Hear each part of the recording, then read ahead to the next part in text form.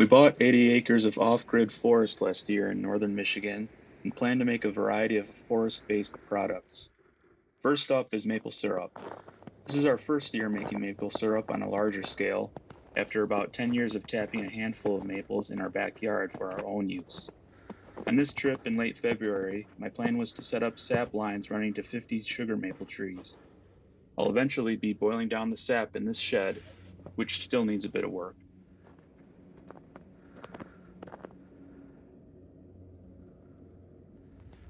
I've got 2 lines set up so far. I'm gonna do 5 total. It's 3/16 line. It's gonna be on a vacuum, a diaphragm pump. I'm gonna have 5 lines total going to 50 trees.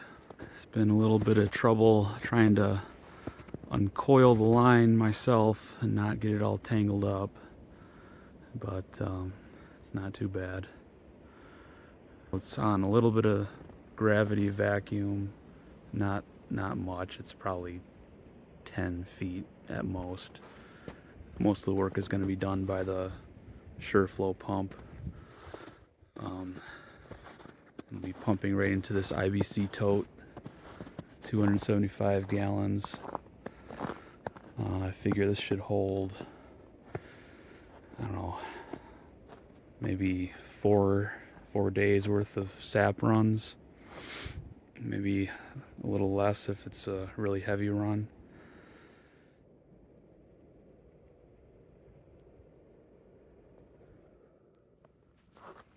Alright, I've got my 5 lines set up. Next step, I need to make the drops with the taps and get those put in tomorrow morning, and connect all this to my sap pump, and we'll be up and running. I missed a day today. I'm sure the sap would have been flowing. It's above freezing, but it's all right. It's gonna run tomorrow and the day after that, so we shouldn't miss too much. Got 50 trees that I'm gonna tap. I feel like I have barely scraped the surface of this property. 80 acres full of sugar maples. Tap just a little corner of the property, see how things go. It's the first year doing this, so I'm sure I'll learn a lot, make a lot of mistakes, but that's what it's all about.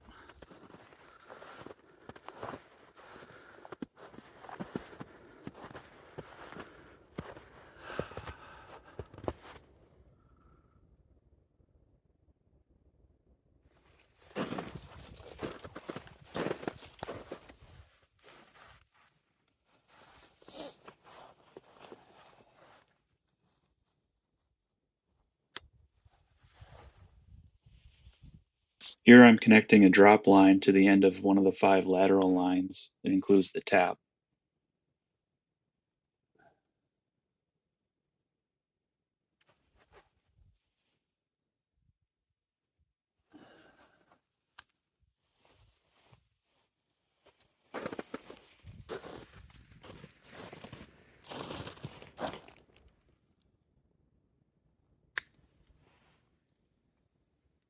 And here I'm splicing a drop line into the middle of one of the lateral lines.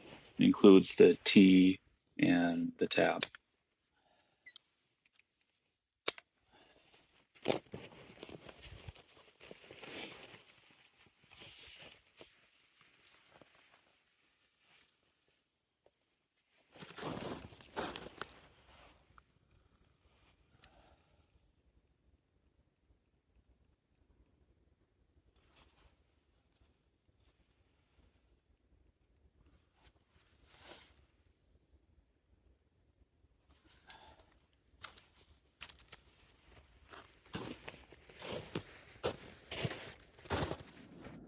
All my drop lines are set, so Now it's time to tap the trees and turn on the pump. Got to get going because it's above freezing, so the sap's running.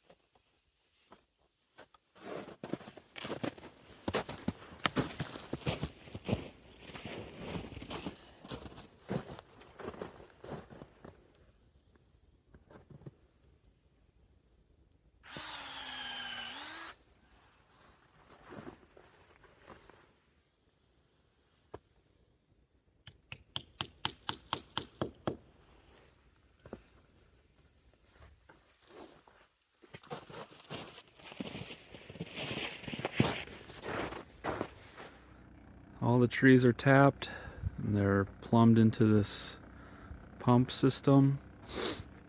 It's powered by these two solar panels.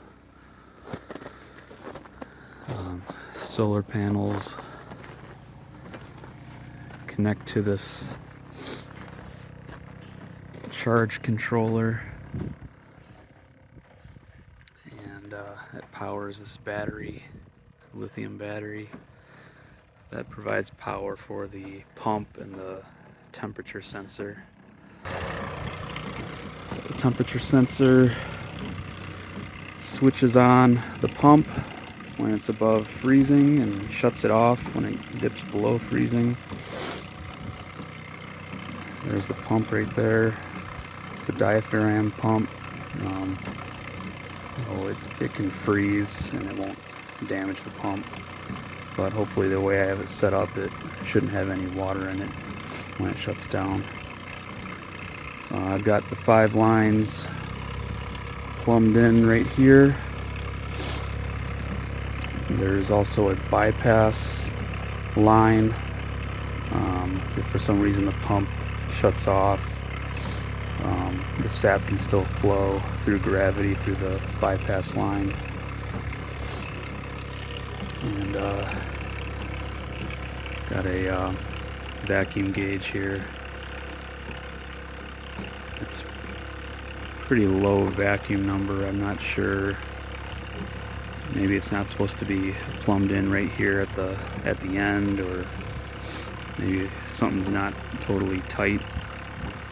It's only like, I don't know, 7 inches of mercury. Looks like sap's flowing though.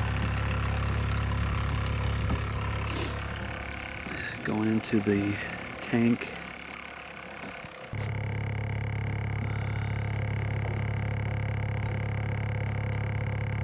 Flowing a little slow right now. It's been frozen up, so maybe it's taking time to thaw.